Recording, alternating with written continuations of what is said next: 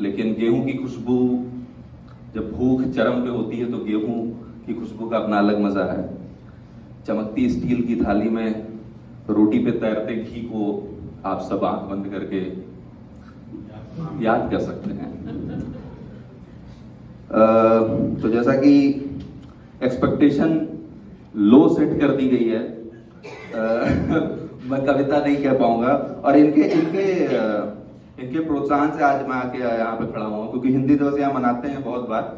मैं इसलिए नहीं आता क्योंकि मैं छंद में, ताल में, लय में बद्ध कुछ नहीं कहता हूं, लेकिन जिस भी तरह से कहता हूं मैं कहता हूं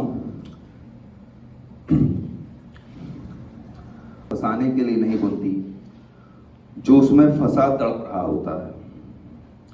वो जाल तो मकड़ी का घर है, उसके स्वच्छंद विचरण का अरण्य है, उसका राष्ट्रीय राजमार्ग है, जहां चलती भी वो है और कर भी वही लेती है। उसका मूल स्वभाव है जाल बुन देना, यूं ही, कहीं भी, कैसे भी, चाहे कितना भी विस्तृत विशाल जंगल हो या कोई सकरा अंधेरा शहरी कोना। मकड़ जाल एक सुंदर रचना है, अभियांत्रिकी और वास्तुकला का एक अद्भुत नमूना। खिली धूप से लेकर चांदनी रात तक हमेशा सम्मोहक लगने वाली वो ज्यामिति है जिसके केंद्र में देखते हुए आप ध्यान मग्न हो सकते हैं, विपत्सना कर सकते हैं।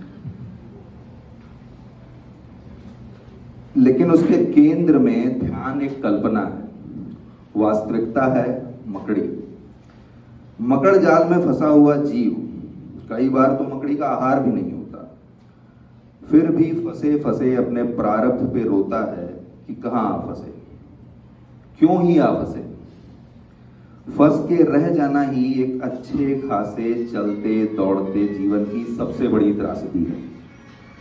अगर आप वो फंसी हुई जान हैं तो आप किसी ध्यान योग से स्थिर नहीं हैं, यद्यपि ऐसे त्रिशंकु में आप फंसे हैं जिसके लिए राजा सत्यव्रत की तरह आपने कोई चेष्टा भी नहीं की थी।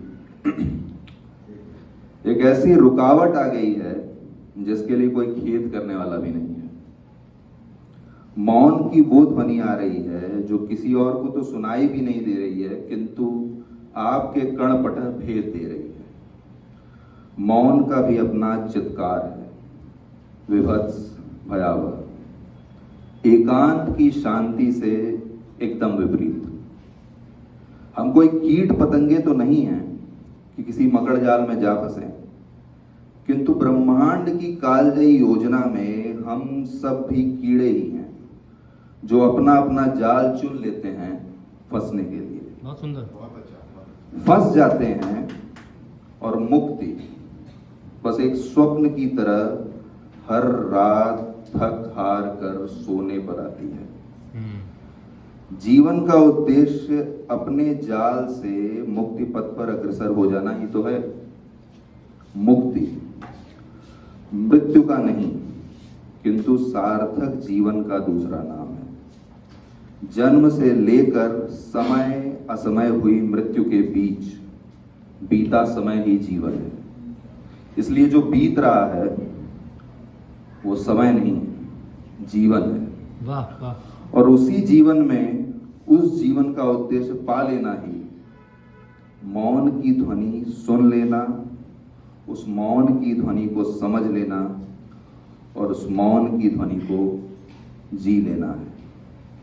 मेरी इस ब्रह्मांड के सभी देवताओं से ये प्रार्थना है, आप सबके जीवन में आपके मौन की ध्वनि आप तक पहुंचे, आपके जीवन में वो ध्वनि सार्थक हो जाए।